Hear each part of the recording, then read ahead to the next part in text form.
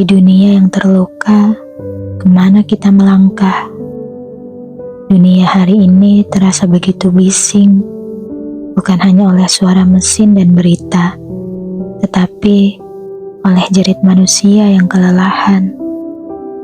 Kita hidup di zaman di mana informasi berlari lebih cepat daripada hati yang sempat mencerna.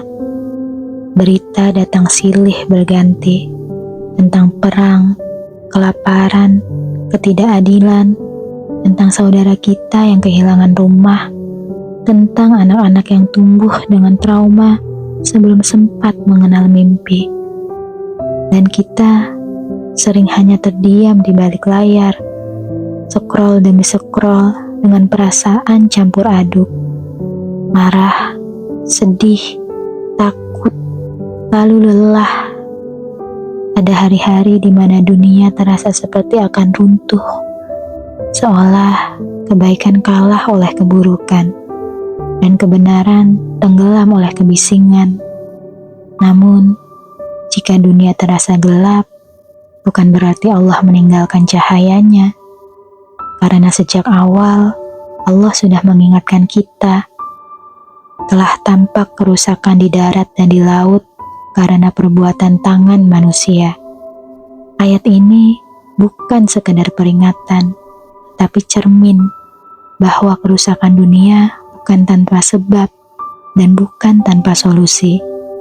Hari ini banyak manusia merasa hampa, padahal hidupnya tampak cukup.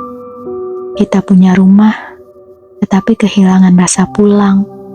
Kita punya pekerjaan, tetapi kehilangan makna. Kita punya hiburan, tetapi kehilangan ketenangan. Karena dunia ini terlalu lama dijadikan tujuan, bukan titipan. Padahal Allah tidak pernah menjanjikan dunia sebagai tempat istirahat. Dunia hanyalah tempat ujian. Rasulullah SAW bersabda, "Jadilah engkau di dunia ini seperti orang asing atau seorang musafir." Musafir tahu bahwa lelah itu sementara, bahwa singgah bukan berarti menetap, dan bahwa tujuan akhir bukan di sini. Namun, apakah artinya kita pasrah? Apakah melihat dunia rusak, lalu kita hanya berdoa tanpa bergerak? Tidak. Islam tidak mengajarkan keputusasaan. Islam mengajarkan kesadaran dan tanggung jawab. Allah berfirman, "Sesungguhnya Allah tidak akan mengubah keadaan suatu kaum hingga mereka mengubah keadaan yang ada pada diri mereka sendiri." Perubahan besar selalu dimulai dari diri yang kecil, dari hati yang mau jujur. Apa peranku dalam dunia ini?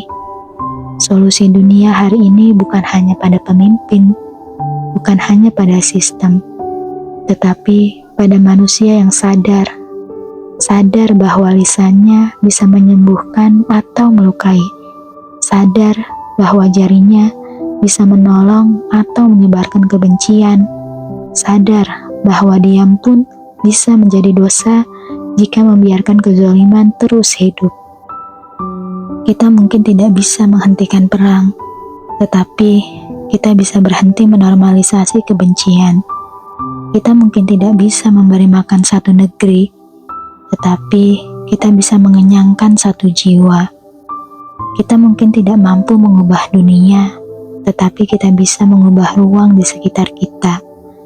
Dan disitulah Islam bekerja, bukan selalu dengan sorak, tetapi dengan konsistensi. Di tengah dunia yang rusak, Allah masih mencari hamba-hamba yang memilih jujur saat kebohongan terasa menguntungkan, yang memilih sabar saat amarah terasa lebih cepat, yang memilih adab saat viral lebih menggoda. Karena akhlak yang hidup adalah bentuk dakwah paling sunyi, namun paling kuat. Rasulullah SAW tidak mengubah dunia dengan kekerasan, tetapi dengan keteladanan, dengan doa di malam hari, dan kejujuran di siang hari. Jika hari ini kamu merasa kecil, merasa tidak berarti, merasa apa yang kamu lakukan tak akan mengubah apa-apa, ingatlah, Allah tidak menilai besarnya dampak, tetapi ketulusan niat. Satu doa yang jujur bisa menggetarkan langit. Satu kebaikan yang ikhlas bisa menjadi sebab perubahan yang tak pernah kita bayangkan. Maka di dunia yang terluka ini, jangan ikut menjadi racun, jadilah penawar. Jangan ikut memperkeruh, jadilah yang menenangkan. Jangan ikut memadamkan harapan, jadilah yang menyalakan cahaya, meski kecil, meski hanya untuk satu orang. Karena mungkin Allah tidak sedang bertanya seberapa besar dunia yang kau ubah, tetapi apakah kau tetap baik di dunia yang tidak baik-baik saja. Dan ketika semua terasa berat, kembalilah pada satu keyakinan, Allah Maha Melihat, Allah Maha Adil, dan tidak ada satupun air mata yang jatuh sia-sia. Dunia boleh gelap, tetapi Allah tidak pernah padam. Maka berjalanlah perlahan dengan iman sebagai kompas dan amal kecil sebagai bekal.